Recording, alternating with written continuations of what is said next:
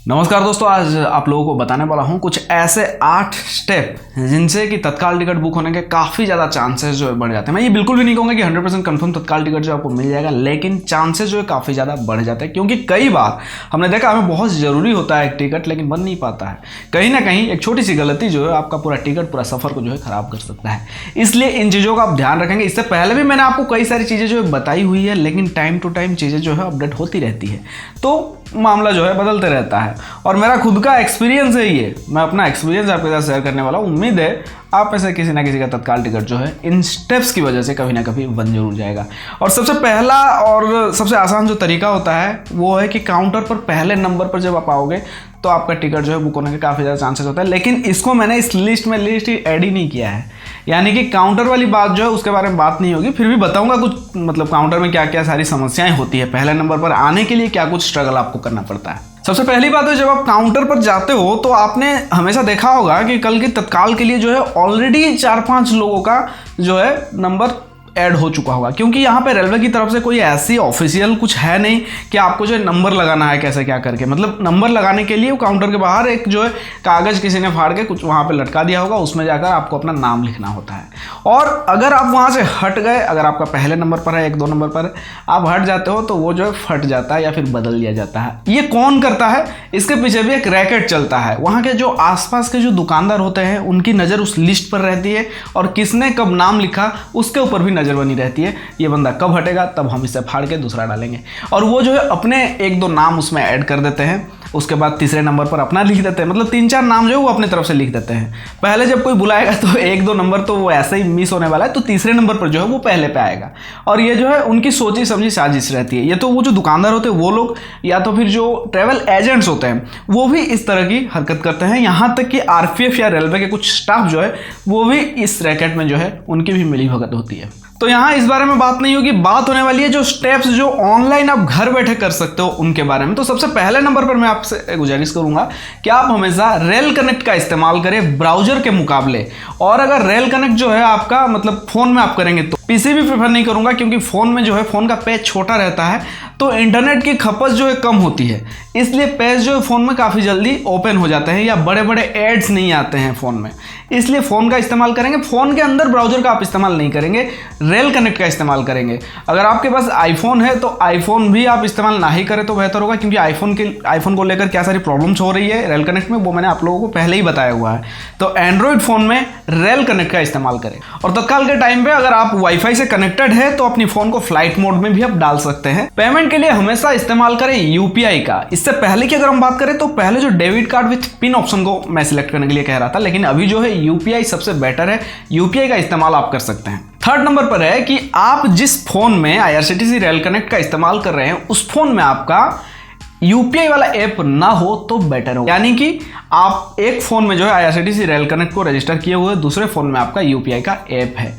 तब ऐसे में क्या होता है, जब आप प्रोसेस करोगे पेमेंट के लिए, यूपीआई आईडी अपना दोगे, तो यहाँ सेम फ़ोन में रहने से आप जब यूपीआई वाले ऐप में जाओगे यूपीआई पिन देकर पेमेंट करने के लिए, तो उस दौरान हो सकता है आपका रेल कनेक्ट, जो कई बार ऐसा होता है, मेरे साथ हुआ है, तो रेल कनेक्ट जो वो रिफ्रेश हो जाता है। यानी कि आपको सब कुछ कहाँ से कहाँ तक जाना है, तारीख, कोटा, सब कुछ जो है पहले से शुरू करनी पड़ेगी। यानी कि आपका ये जो पेमेंट है फेल्ड हो सकता है, या तो फिर आपके पैसे भी कट सकते हैं और पैसा हालांकि बाद में जो वापस मिल जाएंगे। यहाँ पे कई लोग ये कह सकते हैं कि भाई मेरे पास तो एक ही फ़ोन है तो मैं कैसे करूँगा। देखिए, आपके पास एक फ़ोन है ठीक है, लेकिन किसी और का फ़ोन अगर आपके पास है, या कोई और दोस्त है घर में किसी का है जिनका यूपीआई ऐप है, तो आप उसमें कर सकते हैं। अगर कोई ऑप्शन नहीं है तब आप अपने ही फ़ोन से करेंगे। अच्छा, एक और बात आपको बताना चाहूँगा, जब आप आईआरसीटीसी से टिकट बुक करते हैं तो आप अपनी आईडी से अपने लिए ही टिकट बुक करते हैं। ये रूल है भारतीय रेल का, आपको पता होगा।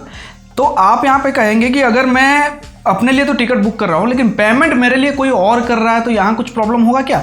जी नहीं, ऐसा कुछ नहीं होगा। बैंक अकाउंट किसी का भी आप इस्तेमाल कर सकते हो, कोई और भी आपके लिए हेल्प करके पेमेंट जो है पैसे कर दे सकता है, लेकिन आपकी आईडी आपका टिकट रहेगा, पैसे कोई और दे सकता है, इसमें कोई परेशानी नहीं होगी। 4 नंबर पर है दोस्तों कि आप अपना यूपीआई आईडी पता कर ले। यूपीआई से पेमेंट करने के लिए आपको अपनी यूपीआई आईडी का जरूरत पड़ेगा, वो आपको पता करना होगा। सपोज आपके पास अगर फोन पे है तो फोन पे के ऊपर में लेफ्ट साइड सबसे ऊपर में जहां आपका जो एड्रेस के लिए होता है वहां पे आपका प्रोफाइल पिक्चर होता है। प्रोफाइल पिक्चर पर जब आप क्लिक करेंगे तो यहां आप देख सकते हैं आपको आपके बैंक अकाउंट्स मिल जाएंगे। इसके अंदर जाकर आप अपना यूपीआई आईडी को पता कर ले।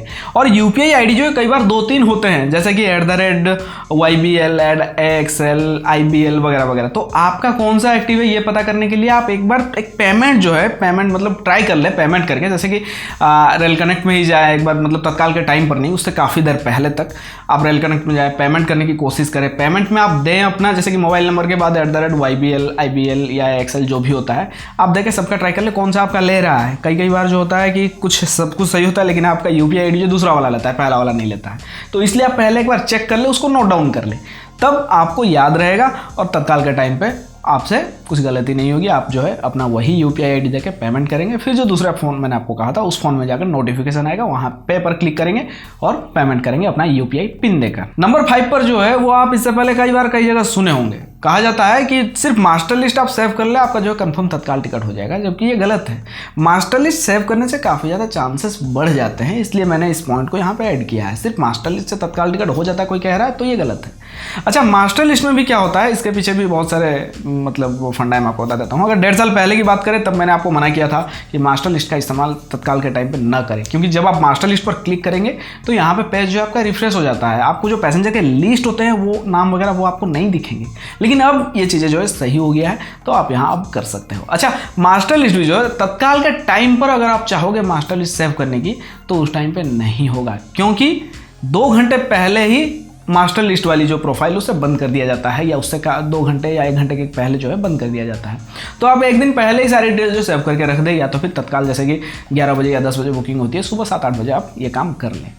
रेलवे के मुताबिक रेलवे को ये लगता है कि तत्काल के टाइम पर अगर मास्टर लिस्ट पे ध्यान दिया जाएगा तो सर्वर जो है स्लो होगा। हालांकि रेलवे इस बारे में कभी सोच नहीं रही है कि तत्काल के टाइम पर एड्स भी दिखाने से लोग जो है, लोगों का मतलब गलती से अगर एक क्लिक हो गया तो वहाँ जो है तत्काल का मामला खत्म, यानी कि किसी और पेज में वो रिडायरेक्ट हो जाएंगे, या तो फिर और भी बहुत कुछ। क्योंकि नए लोग अगर आते हैं तो उनको समझ में नहीं आता, ऐड वगैरह देख के वो क्लिक कर देते हैं। तो तत्काल के टाइम पर कम से कम एड्स नहीं दिखाने चाहिए, मेरा ये पर्सनल सजेशन है भारतीय रेल को। और कुछ जो बड़े नाम हैं उनको आप मास्टर लिस्ट में ऐड नहीं कर सकते हो, या तो फिर जब रेलवे का फॉर्म आप फिलअप कर रहे हो तो वहाँ जगह नहीं होता है। जैसे कि किसी का नाम है राजेश कुमार गुप्ता, तो इतना बड़ा नाम को लिखने के लिए वहाँ पे वो आपको उतना स्पेस नहीं मिलता है, जबकि उसके डॉक्यूमेंट में है राजेश कुमार गुप्ता। तो ऐसे में आप क्या करेंगे, RK गुप्ता, R कुमार लिख सकते हैं, तो नाम को शॉर्ट फॉर्म का आप इस्तेमाल कर सकते हैं। और ये जो बॉक्स आपको मिलता है नाम फिलअप करने के लिए, उसमें सिर्फ 16 लेटर यानी कि 16 लेटर जो है आपको लिखने स्पेस को मिलाकर। नंबर 6 पर है तत्काल टिकट आप एक दिन में एक बुक कर सकते हो। एक का मतलब एक व्यक्ति का, एक पैसेंजर का नहीं है, एक साथ में जितने लोग ट्रेवल करेंगे, जाहिर सी बात है 4 से ज़्यादा नहीं होंगी, तो 4 लोगों का जो एक PNR जनरेट होता है वो एक टिकट में काउंट होगा, दिन का एक कर सकते हो। अब रही बात, यहाँ पे थोड़ा सा मॉडिफाई किया गया है भारतीय रेल की वेबसाइट पे। पहले की अगर हम बात करें तो बिना आप अपना ID दिए 6 टिकट महीने में बुक कर पा रहे थे, और ID लिंक करने के बाद, आधार कार्ड लिंक करने के बाद आप जो है महीने के 12 टिकट बुक कर पा रहे थे। लेकिन यहाँ पे जो है अपडेट कर दिया गया है, अगर आपका ID आपके साथ लिंक नहीं है तो भी आप महीने में 12 टिकट बुक कर सकते हो। अगर आप लिंक कर देते हो तो 24 टिकट आप महीने में बुक कर पाओगे। लेकिन याद रहे, सिर्फ अपना या अपने परिवार वालों का, बाहर किसी और का बुक करने की कोशिश ना करें, जैसे कि दोस्त, यार, प्यार, रिश्तेदार, इनका नहीं करना है। इनका अगर करोगे तो रेलवे एक्ट 143 लग सकता है। बहुत लोग मुझसे कमेंट पे कहते हैं कि मैं तो बहुत किसी का बुक करता हूँ, मेरा तो आज तक कभी किसी का लगा नहीं। भैया लगता तो थोड़े ना कहते, इसलिए नहीं करनी है। सिर्फ माँ बाप, भाई बहन, वाइफ, हस्बैंड, बच्चे, तो घर में जो एक साथ जो लोग रहते हैं ना, बस उनका ही करना है। आप चाचा, मामा, ताई, ताऊ, उनके साथ अगर एक साथ भी रहते हो तो उनका भी नहीं करना है। उनका एक ID बना दो, या तो फिर काउंटर से जाकर उनके लिए टिकट बुक करके दे दो। 7 नंबर पर है दोस्तों कि आप तत्काल टिकट के लिए ही सिर्फ इंतजार में न रहे, आप कोटा भी देख ले। अगर सिंगल लेडीज जो है ट्रेवल कर रही है तो उनके लिए आप देख ले लेडीज कोटा में। अगर सीनियर सिटीजन है तो उनके लिए आप सीनियर सिटीजन कोटा में जाकर टिकट बुक कर सकते हैं। और सीनियर सिटीजन कोटा होता क्या है उसके लिए मैं यहाँ आई कार्ड में दे देता हूँ, आप यहाँ से जाकर देख सकते हैं, समझ सकते हैं। लेडीज़ कोटा के लिए भी इसके बाद वाला आई कार्ड में जो है लेडीज कोटा के बारे में जानकारी आपको मिल जाएगी। 8 नंबर पर है दोस्तों, अगर आपका तत्काल टिकट नहीं बुक हो पाता है तो आप प्रीमियम तत्काल में भी देख सकते हैं, अगर बहुत ज़्यादा ज़रूरी है तो। जैसे कि प्रीमियम तत्काल जो होता है वो डायनामिक फेयर वाला होता है, यानी कि टिकट जैसे जैसे खत्म होते जाएगा वैसे वैसे उस टिकट का किराया जो है बढ़ते जाएगा।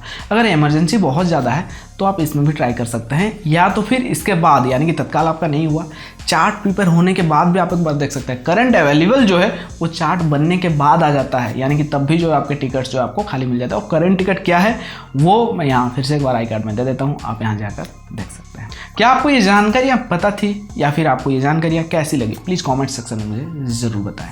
Thank you.